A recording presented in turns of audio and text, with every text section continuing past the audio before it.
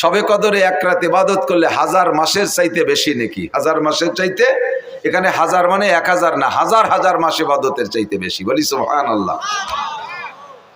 বাংলায় এরকম সংখ্যা বলে, আপনার বাড়ি মেহমান আসার কথা 5 জন, ঘটনাক্রমে মেহমান চলে এসেছে 10 জন। রিসিপশনে বসতে দিয়েছেন, ডাইনিং টেবিলে বা দস্তারখানে বসতে দিয়েছেন। ঘরের থেকে মহিলা বলতেছে তাড়াতাড়ি পুরুষকে খাওয়াই বিদায় দেন, মহিলারাও আছে তাকে খাওয়াতে হবে। আপনি একবার ঘরে যান, একবার ওই জায়গায় আসেন, একবার ঘরে যান, একবার ওই জায়গায়, জগ গিলাস থাল প্লেট কিচ্ছু আনেন না। মহিলা কাছে তাড়াতাড়ি খাওয়াই দেন, দিয়ে আমাকে ঝামেলা আছে। আরে কি কচু খাবো, 14-20 মেহমান আইছে, 14-20 মানুষ আছে। 14-20 কয়জন হয়? 280 জন না? এ জায়গা কি 14-20 কওয়া উদ্দেশ্য নাকি? তার মানে সীমা লঙ্ঘন করছে, বেশি আইছে, পরিমাণের চাইতে বেশি আছে। একে বলে আদদে কাসির। আল্লাহ পাক রব্বুল আলামিন এবং নবী আলাইহিস সালাম এরকম শব্দ সংখ্যার দিক দিয়ে ব্যবহার করেন। খায়রুম মিন ইবাদাতি সিত্তিনা সানা। একটা মাসালা শুনলে শিখলে 60 বছর নফল নামাজ ও রোজার চাইতে বেশি নাকি? বলেন সুবহানাল্লাহ। আল্লাহ, আমার এই জায়গায় একটু কনফিউশন ছিল, একটু অভিযোগ ছিল যে 60 বছর নফল নামাজ আর রোজা কত বিশাল নাকি, একটা মাসালার দাম তার চেয়ে বেশি হবে কেন? এরকম কি মাসালা আছে? তো পরে খুঁজে পেলাম অবশ্যই এরকম মাসালা আছে। ভালো করে বোঝেন, কিয়ামতের ময়দানে আল্লাহর কসম, উলামায়ে কিরাম সাক্ষী, কোন পাবলিককে আল্লাহ জিজ্ঞেস করবে না তাহাজ্জুদ পড়েছো, ইশরাক পড়েছো, আওয়াবিন পড়েছো, সাহস পড়েছো, শবে বরাতে নফল নামাজ পড়েছো, শবে কদরে নফল নামাজ পড়ছো, আইএমবিজের নফল রোজা রাখছো, শবে বরাতের রোজা রাখছো, মুহররমের নফল রোজা রাখছো। কোন নফল ইবাদত সম্পর্কে কাউকে জিজ্ঞাসা করা হবে না, কিন্তু কিয়ামতের ময়দানে ফরজ সম্পর্কে জিজ্ঞাসিত হবেন। আউয়ালু মা ইউহাসাবু বিহিল আবদু ইয়াউমাল কিয়ামাতিস সালাহ। হাসরের মাঠে সর্বপ্রথম জিজ্ঞাসা হবে নামাজ সংক্রান্ত মুসলমানের কাছে। কাফেরদের কাছে কিচ্ছু জিজ্ঞাসা করা হবে না। হিন্দু, বৌদ্ধ, খ্রিস্টান, ইহুদ, নাসারা, নাস্তিক, মুরতাদ, বেঈমান যারা আছে তাদের কাছে নামাজ, রোজা, হজ, যাকাত, ফরজ, ওয়াজিব, সুন্নাত, মুস্তাহাব কিচ্ছু জিজ্ঞাসা করা হবে না। ওরা প্রথম চান্সেই ফেল হয়ে যাবে। ফি নারি জাহান্নামা খালিদিনা ফিহা আবাদা। ওরা বিনা হিসাবে জাহান্নামী।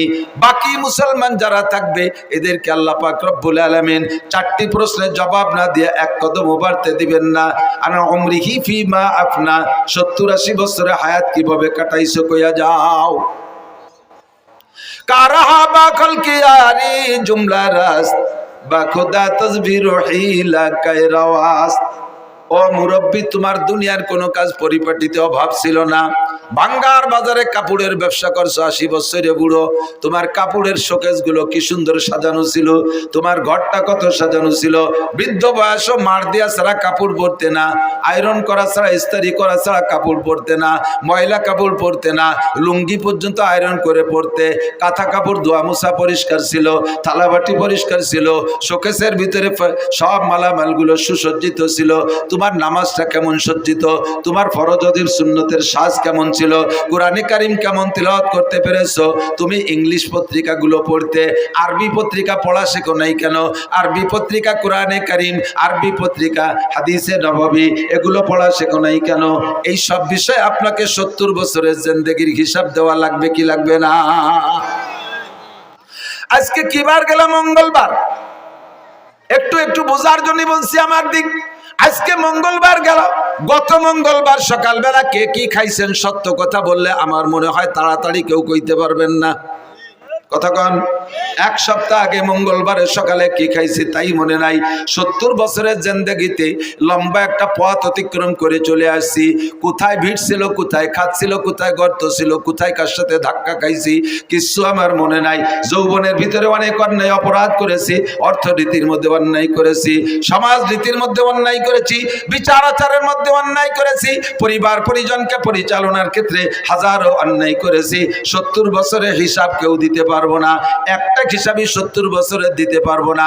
যদি আপনাকে 3 নম্বর প্রশ্নটা করা হয়, আনমালিগি, জীবন ভরে কত টাকা কে ইনকাম করছেন, গোটা জিন্দেগির আয়ের একটা অডিট যদি আমাকে করা হয়, মিয়া মৌলানা নাসির সারা জীবনে কত টাকা ইনকাম করছো হিসাব দাও, আমার মনে হয় একজনও কইতে পারবেন না।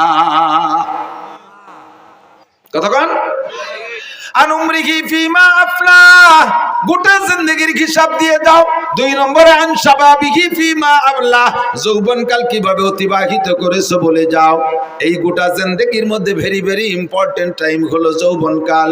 যৌবনকালের হিসাবটা এজন্য নেওয়া হবে কারণ যৌবনকালে ভালো বেশি করা যায়, মন্দ বেশি করা যায়। কতক্ষণ? যৌবনকালে রাত 2টা 3টের সেই ফুটবল খেলার ম্যাচ সারা রাত দাঁড়িয়ে দাঁড়িয়ে যেমন দেখা যায়, ইচ্ছা করলে তেমনি যৌবনকালে শেষ রাত্রে ওইটা ঠান্ডা পানি দিয়ে অজু গোসল যেটা প্রয়োজন আদায় করে রাতের বাকি অংশ দাঁড়ায় দাঁড়ায় তাহাজ্জুদ পড়া যায়। যৌবনকালে ইচ্ছা করলে বাইসাইকেল চালায় কাশিয়ানির ওড়াকান্দি ঠাকুর বাড়ি যাওয়া যায়। যৌবনকালে ইচ্ছা করলে ভাঙ্গার থেকে বাইসাইকেল চালাইয়া ইস্তেমার ময়দানে যাওয়া যায়, সরমুনের ময়দানে যাওয়া যায়। যৌবনকালে ইচ্ছা করলে প্রত্যেক সপ্তাহে হিন্দুদের সাথে দূর সফরে যে একটা পূজা পাঠে অংশগ্রহণ করা যায়। যৌবনকালে ইচ্ছা করলে প্রত্যেক মাসে মুফতি আব্দুল গফফার সাহেবের কি বলা হয় নগরকান্দা ইসলাহি মজলিসে অংশগ্রহণ করা যায়। কথা বলেন যায় কি যায় না? যৌবনকালে অন্যায়ও বেশি করা যায়, ন্যায়ও বেশি করা যায়। এই যৌবনকালটা হলো জীবনের মূল সময়, মূল্যবান সময়। এইটা সম্পর্কে জিজ্ঞাসা করা হবে। বার্ধক্য এসে গেলে, বৃদ্ধ হয়ে গেলে এনি ম্যান এভরিবডি, প্রত্যেকটা মানুষের মন দুর্বল হয়ে যায়, গুনাহ করার এনার্জি থাকে না, গুনার কোনো শক্তি থাকে না। ঠ্যাং একটা কবরে চলে যায়, চাকা একটা পাংচার হয়ে যায়। দিনের বেলা আগে সূর্যের আলো কি বলা হয়, দিনের বেলা আগে চোখে এত পাওয়ার ছিল, দিনের বেলা আকাশে তারকা দেখতো। এখন বৃদ্ধ হয়ে যাওয়ার কারণে রাতের বেলা আকাশে চাঁদটা দেখতে পারে না। যৌবনকালে লোহা খাইলে পানি হয়ে পিছন দিয়ে বেড়ে যাইতো, বৃদ্ধ হয়ে যাওয়ার পরে এখন পানির মতো কোনো খাবার খাইলে, পানি যাও খাইলেও যেমন খায় তেমনই পিছন দিয়ে বেরোয় যায়, পেটে শক্ত হয় না। কথা কন ঠিক কি ঠিক না? এ হলো যৌবন আর বার্ধক্যের পার্থক্য। কাজেই তোমার যৌবনকালের হিসাবটা একটু দিয়ে যাও। যৌবনকালে যা একবার শোনা হয় তা ভোলে না, আর বৃদ্ধ হয়ে গেলে 50 বার শুনলেও মুখ মনে থাকে না। আন মালিকি মিন আইনা ইকতাসাবা ফিমা আনফাকা।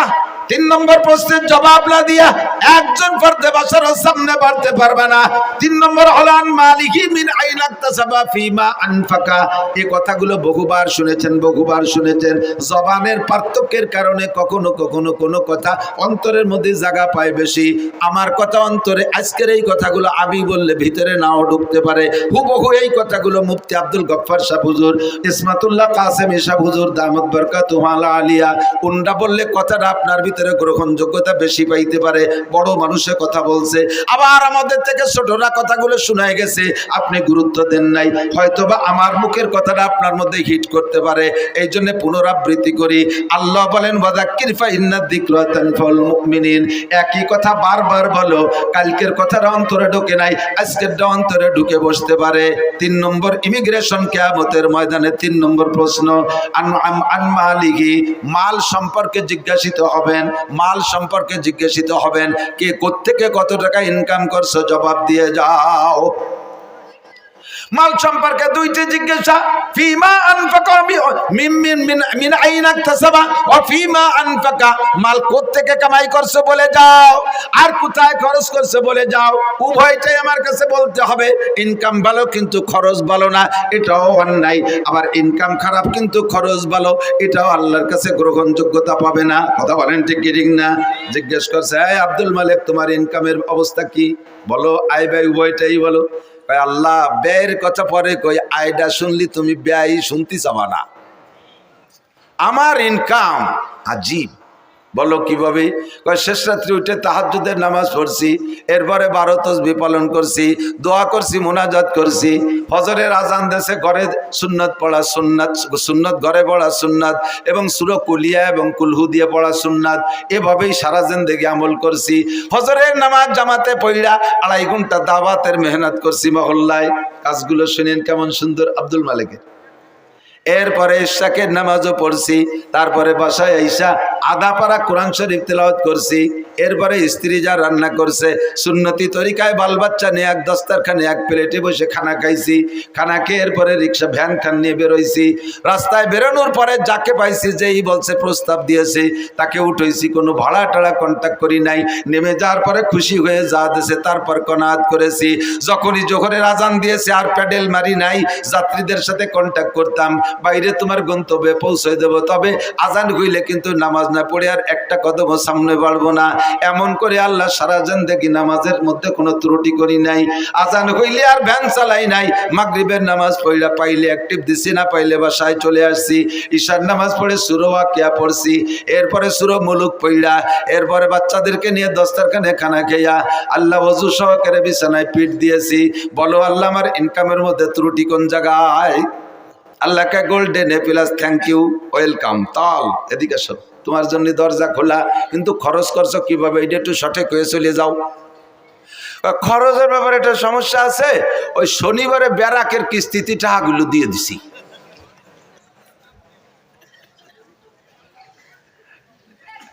বাংলায় কয় একে পাদে আগা সারা। বাংলা বোঝেন? মাঝে মাঝে রাত তো বেশি হয়ে গেছে, একটু রসনা দিলে অনেকের ঘুম এসে যায়। আমাকে ওই পাশে নড়াইল জেলার একটা থানা আছে নড়াগাতি, আর বলবো না পরিচয়, আবার এই নড়াগাতিরাই আর শুনবেন আবার ইউটিউবে। সেদিন যে তাকে মধ্যেও কই আইছি ভাই নাই, বহু আগে ব্রিটিশ পিরিয়ডে ওই এলাকাতে প্রচুর হিন্দু মুসলমানও আছে। তো হিন্দু মুসলমান যুবকরা বিকেলবেলা ওখানে একটা জায়গা আছে, একটা স্পট, বসে বসে খোঁজ গল্প করে, এটা এই খেলাধুলা করে, আনন্দ ফুর্তি করে। তো ফাজলেমি করে দুইজনে বাই ছাড়া ছাড়ি ফাল্লা লাগছে। একজনে একটা দেয় আর একজনে একটা দেয়, একজনে একটা দেয় আর একজনে একটা দেয়। আর আজকে তো আর আনরেডি, অপ্রস্তুত ভাবে বেশি একটা সুবিধা হতে পারে না। এখন ওই জায়গায় দুইজনের পাল্লা হয়েছে। আগামী শনিবারে এই জায়গা বাই ছাড়িয়ে পাল্লা, যে যেভাবে পারো রেডি হয়ে আসবা। এই আটে কাড়াও দেশে ডেরা পিঠে যে অমুক জায়গায় এই হবে, যে কি কোয়ার মতো জিনিস। জীবনে ঘোড়া দাবড় দেখছে, আড়িয়ে নাড়ই দেখছে, কত খেলা দেখছে, কিন্তু এত আর কেউ শোনে নাই কোনোদিন। এ শুনে দর্শক হয়েছে সেই হারে, মাঠ ভরে গেছে দুইজনে দুই চেয়ারে। তো মুসলমান যেটা সে যাই প্রত্যেকেই রেডি হয়েছে যাতে গ্যাস বেশি হয় পেটে। তো মুসলমান যেটা সেটা যাইয়ে খাইছে যত আদা চাবাই নিয়ে সুলা বাদাম এক চাবানিতে গিলে ফেলাইছে, ভালো হয়ে ফেসে খাই নেই। আর ও যেভাবে পারছে রেডি হয়েছে। আর আইসে দুইজনে দুই চেয়ারে বসা লোক তো দেখতেছে, হিন্দুটা এসে মুসলমানটার মুহির উপরে একটা মারি দিয়ে চলে গেছে। শর্ত হলে মুহি মারতে হবে। ও তিনটে মারিয়ে দিয়ে গেছে, মুসলমান একটাও মারে না। এখন প্রায় তকবির শুরু হয়ে যাবে, হিন্দুর পক্ষে জয় জয়। এর মধ্যে কইতেছে বসো এবার আমি হবে। ও যাইয়া কাপড় সরাই ওর মুহি মারিয়ে দিয়েছে। আউলাখের একেবারে যত সুলার কাঁচা বাদাম সব বার হয়ে গেছে একবারে। এর নাম হলো এ পাদে আগা ছাড়া।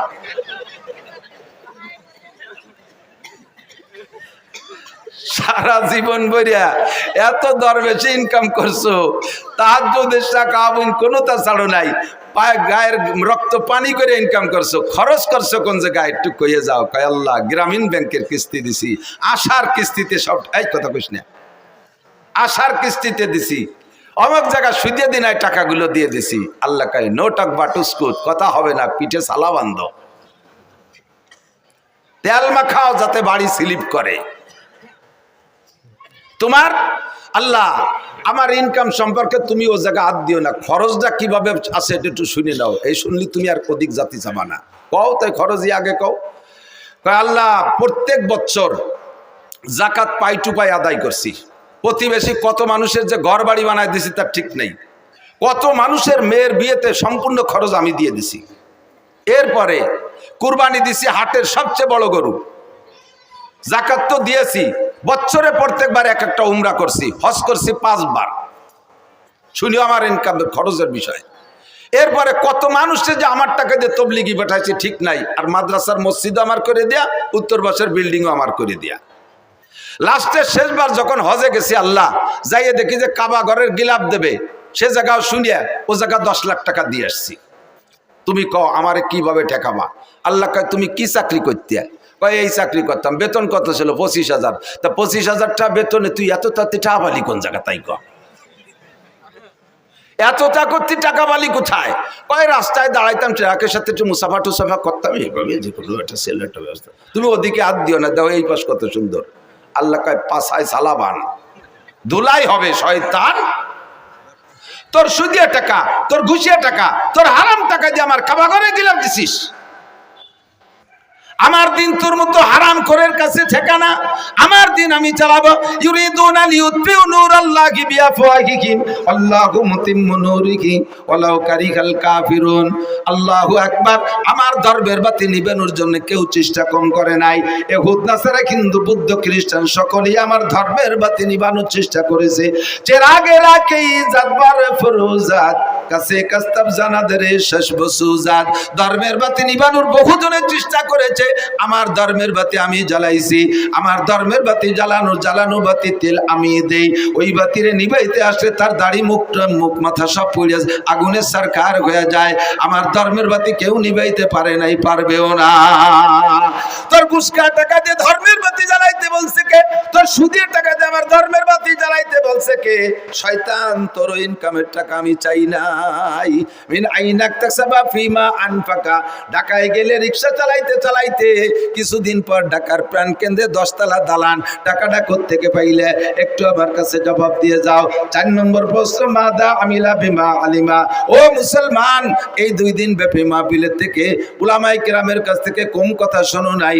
জীবনে বহু মাহফিল থেকে আল্লাহু আকবার। আমার মনে হয় যে কোনো একজন বক্তার সম্পূর্ণ বয়ান যদি ইউটিউবে থেকে কালেকশন করে শোনেন, তাহলে ব্যক্তি জীবন থেকে নিয়ে জন্ম থেকে নিয়ে মরণ পর্যন্ত সুন্দর একটা জীবন ব্যবস্থা ওই বয়ানের মধ্যে থেকে সংগ্রহ করতে পারেন। আমি যত বয়ান করি আমার একটা খেয়াল রাখি যে এক জায়গায় একই কথা বারবার বললে মানুষের চর্বিত চর্বণ মনে করবে। তবে সেই বয়তে যে আসল কথাগুলো বলবো না তা না, একেবারে বিবাহ শাদী থেকে নিয়ে মরণ পর্যন্ত ধারাবাহিক মানব জীবনে যেখানে যা লাগবে সব কথাগুলো আল্লাহর রহমতে বলা আছে। ইউটিউবের ভিতরে শুনবেন, দেখবেন। আদর্শ মুসলিম পরিবার সদস্য হুজুরের লেখা একটা বই আছে, বইয়ের মধ্যে যা আছে আমার বয়ানের মধ্যে হুবহু তাই আছে। ব্যক্তি জীবন কিভাবে চলবেন, রাজনীতি কিভাবে করবেন, খেত খামার কিভাবে করবেন, জেনারেল পড়াশোনা কিভাবে করবেন, বিবাহ শাদী কিভাবে করবেন, দাম্পত্য জীবন কিভাবে কাটাইবেন, নামাজ কেমন করে পড়বেন, নামাজের মধ্যে কঠিন কঠিন টুকিটাকি মাসালা আছে, এগুলো নষ্ট হওয়ার কারণে কি সমস্যা, রোজা কিভাবে রাখবেন, হজের মাসালাগুলো সব বলা আছে। এই বয়ানগুলো আপনারা বয়ান মাঠ থেকে শুনেছেন। আল্লাহ পাক জিজ্ঞেস করবে, মাদা আমিলা বিমা আলিমা। এতদিন পর্যন্ত যা শুনেছো এরপর আমল কতটুকু করছো বান্দা, একটু বলে যাও।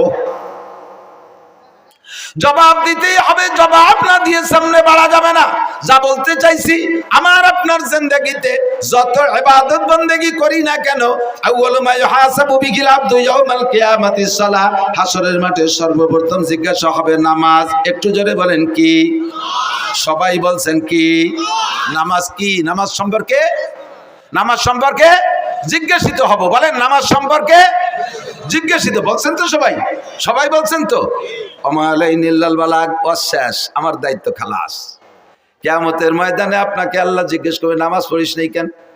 আপনি বলে, আল্লাহ আমরা কত ভালো মানুষ তুমি জানো না? এই হুজুরকে ডাকিয়ে নিয়েছি মোটা টাহাই দিয়ে, এত বড় বড় হুজুর, আল্লাহ মাতু দাঁড় কুমকুমাতু নারকেলা গাছের তোড়, হাওড়ার ব্রিজ, তাল গাছের গোড়া, বাজারে মোড়া, রইসু শায়াতিন, আন্তর্জাতিক গতি সম্পন্ন কত তাই দিয়ে পোস্টার ভরি ফেলাইছে। সেই হুজুররা এসে দুনিয়ার গাল গপ পরে চলে গেছে, কোনোদিন নামাজের কথাটা কইনি। যদি একবার কইতো তাহলে নামাজটা ভরি আমি ছাড়ি। হুজুরকে অ্যাটাক করবেন, আমাকে ধরবেন, যে হুজুরা নামাজের কথা বলে নাই। সেদিন আল্লাহ বলবে আমাকে, এ মৌলানা খালি খাইয়ে দিয়ে পয়সা নিয়ে চলে এসেছে নাকি, নামাজের কথা কইস নাই কেন? আমি বলে, আল্লাহ অবশ্যই বলছি। তুমি বিশ্বাসটা হয় ওর আমলনামা দেখো। এবার আমলনামা খুলে দেখবে, তার ভিতরে অডিও ভিডিও সব আছে। মায়াল ফিজু মিন কাউলিন ইল্লা লাদাইহি রাকিবুন আতীদ। মুখ থেকে যে কথাটা বের করবেন, অন্তরে হাজারো খারাপ কুকল্পনা করলে আল্লাহ ফেরেশতাদেরকে আমলনামায় লিখতে দেয় না। মনে মনে বিশাল বিশাল প্ল্যান করছেন, একেবারে ডোনাল্ড ট্রাম্পের মেয়ে বিয়ে করবেন, তারে যে মাথা ফাটায় ফেলাই দেবেন, এগুলো মনে মনে কল্পনা করছেন। যতক্ষণ মুখে উচ্চারণ করবেন না ততক্ষণ পর্যন্ত লেখা হবে না। আর যে কথা মুখ দিয়ে বের করবেন সঙ্গে সঙ্গে লেখা হবে। কাজেই আপনি কিয়ামতে আমারে অ্যাটাক করতে পারবেন না। আমি সবাই রেদে বলাই দিছি, মুখ দিয়ে বলে ফেলাইছেন, আপনার আমলনামায় লেখা হয়ে গেছে। কিয়ামতের মাঠে সর্বপ্রথম জিজ্ঞাসা হবে নামাজ। নামাজের প্রশ্নে যে জবাব দিয়ে পার হয়ে যেতে পারবে, ওর কোন জায়গায় কোনো ঠেক হবে না। নামাজের কারণে সব জায়গায় আল্লাহ তারে পার করে দেবে। কেন দেবে? কেন দেবে? নামাজের কারণে কেন তারে সব জায়গা পার করে দেবে? আল্লাহ পাক বলেন, নামাজ যে ব্যক্তি সঠিকভাবে পড়ে সে কোনো অন্যায় করে না। ইন্নাস সালাতা তানহা আনিল ফাহশাই ওয়াল মুনকার ওয়ালা যিকরুল্লাহি আকবার। নামাজ এমন একটা তাবিজ, নামাজ এমন একটা ক্যাপসুল, নামাজ এমন একটা ইনজেকশন, এই নামাজ এমন একটা টিকা, ওই টিকাটা লাগাইলে আর কোনো রোগ হয় না, আর কোনো রোগ হয় না। দেখবেন মাঝে মাঝে পোলাপানের টিকা দেয় না? টিকা দেওয়ার অবস্থা মনে আছে নাকি? টিকা দেওয়ার সিস্টেম কি? যে বাড়ি টিকা দেবে ওই বাড়ির সামনে বড় একটা ব্যানার টানায়, আছে না? আগে মাইকিং করে দেয়, অমুক মহিলা মেম্বারের বাড়ি টিকা দেওয়া হবে, অমুক ওয়ার্ড চেয়ারম্যানের বাড়ি টিকা দেওয়া হবে, অমুক মেম্বারের বাড়ি টিকা দেওয়া হবে, এইভাবে মাইকিং করে যায়। এরপরে যেদিন টিকা দেয় দেখবেন সেদিন বাড়ির সামনে একটা হলুদ ব্যানার টানানো থাকে। ওই হলুদ ব্যানারের ভিতরে কি কি আছে তা কি মনে আছে? দেখবেন হলুদ ব্যানারের মধ্যে গোল একটা বৃত্ত আছে, বৃত্তের মাঝখানে ছোট্ট একটা বাচ্চার ছবি আছে। এবার ওই বৃত্ত ভেদ করে দেখবেন 5টা অথবা 6টা তীর আছে না? সব মিলে এর তর্জমা কি? এই ব্যানারটা হলো দুনিয়া, আর মাঝখানে যে গোল বৃত্ত এইটাই বাচ্চার হায়াতের এরিয়া, বাচ্চার হায়াতের এরিয়া। এই হায়াতের এরিয়া সীমানা ভেদ কইরা এই দুনিয়া থেকে 6টা রোগ আছে ওর দিকে যাইতেছে। জন্ডিস আছে একটা রোগ, যদি ওর মধ্যে ঢোকে, এরপরে পোলিও একটা রোগ আছে, যদি ওর মধ্যে ঢোকে, হায়াতের বৃত্ত ভেদ কইরা একবার ঢুকে পড়লে দুনিয়ার কোনো ডাক্তার ডাইতার চিকিৎসা করা ওর মরণ অনিবার্য। ক্যান্সারের একটা জার্ম আছে, এইটা যদি ওর মধ্যে ঢোকে তাহলে ওর মরণ অনিবার্য। এই 6টা রোগ মানে 6টা তীর মানে 6টা রোগ। এবার হায়াতের বৃত্ত ভেদ করে বাচ্চার দিকে 6টা তীরে 6টা রোগে আক্রমণ করতেছে। এবার ডাক্তাররা গবেষণা করে দেখছে এই রোগগুলো যদি দেহের মধ্যে ঢুকে যায় তাহলে আর চিকিৎসা হবে না, কাজে এই রোগের আগে প্রতিরোধ করতে হবে। এই প্রতিরোধের জন্য একটা টিকা তৈরি করছে, যেই টিকাটা নিয়মতান্ত্রিক ভাবে কয়েক মাস যাবত দিলে ওই 6টা রোগ তার মধ্যে ঢুকতে পারে না, 6টা রোগ ঢুকতে পারে না। সেম কোয়ালিটি এই দুনিয়া, বিশাল দুনিয়া, এর ভিতরে থেকে আমার দিকে আমার হায়াতের একটা এরিয়া আছে, হায়াতের এরিয়া বাউন্ডারি ভেদ করে আমার দিকে রোগগুলো ঢোকার চেষ্টা করতেছে 6 দিক দিয়া। জোরে বলেন কয় দিক দিয়া? 6 দিক দিয়ে। ব্যক্তি জীবন, পারিবারিক জীবন, সামাজিক জীবন, অর্থনৈতিক জীবন, রাজনৈতিক জীবন, আন্তর্জাতিক জীবন। ব্যক্তি জীবন দিয়ে রোগ, পারিবারিক জীবনের রোগ, সামাজিক জীবনের রোগ, অর্থনৈতিক জীবনের রোগ, রাজনৈতিক জীবনের রোগ, আন্তর্জাতিক জীবনের রোগ। এই 6টা রোগ আমার দিকে ঢোকার চেষ্টা করে। এই 6টা রোগ যদি ঢোকে তারপরে হাজার হাজার রোগ ভিতরে তৈরি হয়, হাজার হাজার রোগ তৈরি হয়। এবার এই 6টা জীবনের রোগকে ঠেকানোর জন্য আল্লাহ পাক একটা টিকার ব্যবস্থা করেছেন। ওই টিকাটার নামই হলো নামাজ। আল্লাহ বলেন, আকিমিস সালাতা তারাফাইন নাহারি ওয়া যুলাফাম মিনাল লাইল ইন্নাল হাসানাতি ইউযহিবনাস সাইয়্যাত যালিকা যিকরা লিয-যাকিরিন। উতলু মা উহিয়া ইলাইকা মিনাল কিতাব ওয়া আকিমিস সালাহ ইন্নাস সালাতা তানহা আনিল ফাহশাই ওয়াল মুনকার ওয়া লাযিকরুল্লাহি আকবার। আল্লাহর কসম, আল্লাহর কসম, তার 99 নামের কসম, তার ইসমে জাতের কসম দিয়ে বলি, যদি কোনো ব্যক্তি সঠিকভাবে নামাজ পড়ে, অরিজিনালি কোনো ব্যক্তি যদি নিয়মতান্ত্রিকভাবে নামাজ পড়ে, ওই নামাজি ব্যক্তিকে নামাজে তারে ঘুষের থেকে ফিরাইতে বাধ্য হয়, সুদের থেকে ফিরাই তারে, জিনার থেকে ফিরাই থাকে, মদের থেকে ফিরাই থাকে, গাজার থেকে ফিরাই থাকে, বেপর্দা থেকে ফিরায়, আইলঠেলার থেকে ফিরায়, জালদলির থেকে ফিরায়, মিথ্যা সাক্ষী থেকে ফিরায়, মিথ্যা মামলা থেকে ফিরায়, মাপে কম দেওয়ার থেকে ফিরায়, মাপে বেশি আনার থেকে ফিরায়, মালে ভেজাল দেওয়ার থেকে ফিরায়, ফরমালিন মিশরি থেকে ফিরায়, দুধে পানির দিকে দেওয়ার থেকে ফিরায়, আরে মুখের গুনার থেকে ফিরায়, অকথ্য ভাষায় গালাগালি করতে দেয় না, কুদৃষ্টির থেকে ফিরায়, কান্দে খারাপ জায়গা থেকে ফিরায়, হাতরে খারাপ জায়গা থেকে ফিরায়, শরম রাগে অবৈধ জায়গা থেকে ফিরায়, পা দুটোকে হারাম জায়গা যাওয়ার থেকে ফিরায়। যত অন্যায় আছে সমস্ত অন্যায় থেকে এই ফিরানোর মাত্র একটা তাবিজের নাম হলো নামাজ। এই নামাজ হলো ফরজ নামাজ। একটু জোরে বলেন কি নামাজ? এক ওয়াক্ত ফজরের 2 রাকাত ফরজ নামাজের দাম, ফজরের 2 রাকাত ফরজ নামাজের দাম কত? সারা জীবন 60 বছর নফল নামাজ আর নফল রোজা না। যদি কেউ আল্লাহ 60 লক্ষ বছর হায়াত দেয়, 60 লক্ষ বছর নফল নামাজ আর নফল রোজা রাখলে সেই নাকি ফজরের 2 রাকাত নামাজের দাম তার চাইতে বেশি। এবার আমি ওখান থেকে মশালা বের করছি, এদিক তাকান, একটা মশালার দাম 60 বছর নফল নামাজ ও রোজার চাইতে বেশি। কেন? কারণ নফল তো সারা জীবনের নফলের দাম ফরজের সমান হবে না। আবার বহু মুসলমান আছে যাদের একটা মশালা না জানা থাকার কারণে, ছোট্ট পিন সাইজের একটা মশালা না জানা থাকার কারণে জিন্দেগির বহুত ফরজ নামাজ নষ্ট হয়ে গেছে। আমার দিক জিন্দেগির বহুত ফরজ নামাজ নষ্ট হয়ে গেছে। ভেরি ভেরি ইম্পর্টেন্ট একটা মশালা আপনাদের জন্য আমি সংগ্রহ করছি। এই মশালাটার দাম আপনি নিজেই জবাব দেবেন। ওই মশালাটা না হওয়ার কারণে, সঠিক না জানা থাকার কারণে ফরজ নামাজ নষ্ট হয়েছে। আর 2 রাকাত ফরজ নামাজের দাম 60 লক্ষ বছর নফল নামাজের চাইতে বেশি। কথা বলুন ঠিক কি ঠিক না? এবার সেই মশালাটা কি মশালা? আপনি ইমামের পিছনে নামাজ পড়েন। আমি তো একটা দাড়ি যখন গজাইছে, নিতান্ত গরিব বাপের ছেলে ছিলাম আমি। এখনো পর্যন্ত আমার আব্বার রেখে যাওয়া যা আছে তার থেকে 1 ইঞ্চি জমিও আমি ভাগে পাইনি। আব্বার ইনকাম থেকে আমি একখান ভাঙ্গা টিন, একখান ফুটো থালও ভাগে পাইনি। ছোট্ট একটা সংসারের আমরা সন্তান ছিলাম। আমার আব্বা গরিব মানুষ, কৃষক ছিলেন। যা কামাই করছেন কোনো মতে আমাদের খাওয়াই বাঁচাইছে। সোনের একটা ঘর ছিল আমাদের, 2-5 শতাংশ জমির উপরে বাড়ি, ছোট 2 ভাইরে বাড়ি, ঘরটর যা ছিল সব দিয়ে টিয়ে আলাদা বাড়ি করছি, জায়গা কিনে। আমরা বড় 2 ভাই, বাপের কিছু পাইনি। বাপের 1 বস্তা দোয়া পাইছি। ছাত্র বয়সে আব্বা টাকা দিতে পারতেন না, এসে গেলে একটু বলা লাগে। বহুত ছাত্ররা আছে তারা অভাবের কারণে পড়া বাদ দিয়ে চলে যায়। আমি এটা আদৌ বিশ্বাস করি না। আমার আব্বা আমাকে 11-12 বছর মাদ্রাসায় পড়ছি, যা 2-1 পয়সা দিতে পারতেন কষ্ট করে, সম্পূর্ণ 12 বছরের টাকা একত্রিত করলে 100 টাকা হবে না। বিশ্বাস করতে পারবেন না। তাহলে কিভাবে পড়ছি, কিভাবে যে পড়ছি এটা আমিও জানি না। যখন একটা দাড়ি গজাইছে তখন আমি সাবালেগ হয়েছি, এইটা বুঝাইয়া এই দাড়িটা দেখাইয়া মসজিদের ইমামতি নিছি।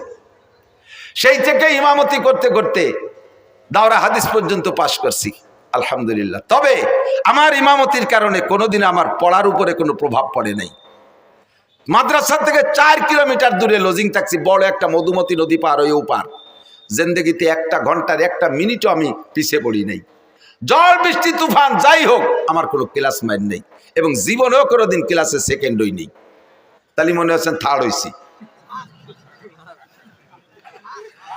গহরডাঙ্গা বোর্ডে টাইটেলের বছর আমি ফার্স্ট স্ট্যান্ড করেছি। অনেকে এগুলো ক্রেডিট বললে কিছু মনে করতে পারেন, একটা জিনিস বোঝানোর জন্য বলছি, জাস্ট এই কথাটাই বোঝানোর জন্য যে অভাবের কারণে লেখাপড়া ঠেকে থাকে না। তো সেই থেকে ইমামতি করতে করতে অভিজ্ঞতা আছে যে মুসল্লি ভালো ডকশক দেখলি বাড়ি পাকা মুসল্লি তা না। এত বড় পাগড়ি 3 খেতায় দিয়ে বাঁধছে, 43 বন্ধের যুব্য একটা গায়ে, ওর বাবা গাড়ির উপরে যায় নামাজ, বগলে দস্তার খান, হাতে কুড়া লাঠি, 500 দানা তসবি, চশমা পাই দিয়ে কি না চশমা সয়ে দিয়ে একই ডাটে সাটে ঠেকে যেন খুব বহুত বড় আলেম। বোমা মারলেও ভিতরে তো একটা বা বেরোয় না, জাল খেয়াও দিলে টালিব বেরোয় না। মশলা তো দূরে থাক, আমাকে ওই পাশে জেলা নড়াইল আছে না, আর আমাদের গোপালগঞ্জের শেষ থানা কাশিয়ানির শেষ মাথায় একটা গ্রাম আছে নড়াইল গ্রাম আছে, ব্যাসপুর নড়াইল কয়। তো এই ব্যাসপুর নড়াইল, ওই গোপাল নড়াইল জেলা নড়াইল থেকে একটা তবলিগ জামাত আইছে। এই তবলিগ জামাত আইসা এক মসজিদে 3 দিন 3-4 বুড়োরে টার্গেট করছে। যুবকদের যা পড়াইছে পারছে, বুড়োকে তো বেরেন কম, 4 বুড়োরে ধরছে। কাকা মশলা মশাইল কি দেখি জানেন? কিচ্ছু না, নামাজ পড়তে পড়তে কপালে দাগ হয়ে গেছে, আলহামদুলিল্লাহ তো জানেই না, আরো কতটা জানে না, তা শুনলে আশ্চর্য হবেন। এই 4 বুড়ো কলেমায় তো এবাও জানে না। লাস্টে যে ধরা পড়ছে কলেমায় তো এবার, যখন ইন্টারভিউ নিয়েছে দেয় যে বুড়োরা কলেমাই পড়তে পারে না। আমির সাহেব বলে কাজটা করছেন কি, আজ বাদে কাল যাবেন মরিয়ে, কাল নাও আসতে পারে, আজও মরতে পারেন। বয়স 75-80 হয়ে গেছে আর আজও কলেমাটা পড়তে পারেন নাই। মান কানা আখিরু কালামিহি লা ইলাহা ইল্লাল্লাহ ফাদাখালাল জান্নাহ, যার জীবনের শেষ কলেমা লা ইলাহা ইল্লাল্লাহ, ওইটা বিনা হিসাবে জান্নাতে চলিয়া যাইবে। সেই কলেমাটাই পড়া শিখলেন না। আপনি নামাজের কি গুড়ার ডিম পড়ছেন, এতদিন ইবাদত বন্দেগী কি কসু করছেন, কলেমাই যদি না জানেন। এই 3 বুড়ো 4 বুড়োরে নিয়ে 4 দিন পর্যন্ত আমির সাহেব কলেমার মস্ক করাইছে। এই যে দেখ 500 না পাল্টিয়েছে, যত খুদকুড়ো কাটা সামনে বসে জীবন বই ওয়াজ করবো কি কসু। শিক্ষিত জ্ঞানী গুণী ভালো মানুষ যদি সামনে বসে, তাদের দিক নজর পড়ে ওয়াজের কোয়ালিটি সেই রকম হয়। আর এই যে খুদকুড়ো গুলো এসে সামনে বুঝে থাকে, ওয়াজ বোঝেও না, কয় যে চানাচুর বাদাম নিচে কাটুর কুটুর অতি তালে হয়েছে শৈল ইন্দিরির দল। যা তোরা আমার কাছে 10টা নিয়ে যা, দোকানে যা, চল। আমার দিকে বৈশা 3 দিন পর্যন্ত মসজিদে মস্ক করাইছে কলেমা। শেষের দিন মাহফিল আমার ওই এলাকায়, আমার কাছে এসে রিপোর্ট দিচ্ছে, কয় হুজুর সব মাহফিলে আপনি তবলিগের তশকিল করেন, তবলিগের কথা বলেন, আপনার এলাকায় এটা তবলিগ করেন না। কি সমস্যা কি? এই ঘটনা 4 বুড়ো যে কোনো সময় মরতে পারে, 75 থেকে 80-র মধ্যে বয়স, আজও কলেমাটা ভর্তি পারে না। এই 3 দিন পড়াইছি, তাও ঈশার সময় ইন্টারভিউ নিছি, হয় না। কি কয়? লা ইলাহা মুহাম্মাদুর রাসূলুল্লাহ, লা ইলাহা মুহাম্মাদুর রাসূলুল্লাহ। রাগ হয়ে ধমক দিয়ে আমি যে কোনো সময় মরতে পারে, আজও কলেমা ঠিক করে ভর্তি পারে, লা ইলাহা মুহাম্মাদুর রাসূলুল্লাহ। মাঝে ঠিক করলে কোথায়? বুড়োরা আমারে রাগ করে কয় সব জায়গার কলেমা একরকম না মিয়া, তুই কলি হয়ে যাবে, সব জায়গার কলেমা একরকম। তোমাকে নড়াইলে কলেমা লা ইলাহার পরে ইল্লাল্লাহ আছে, ইবার আসলে ধায় না, এরকম নাকি?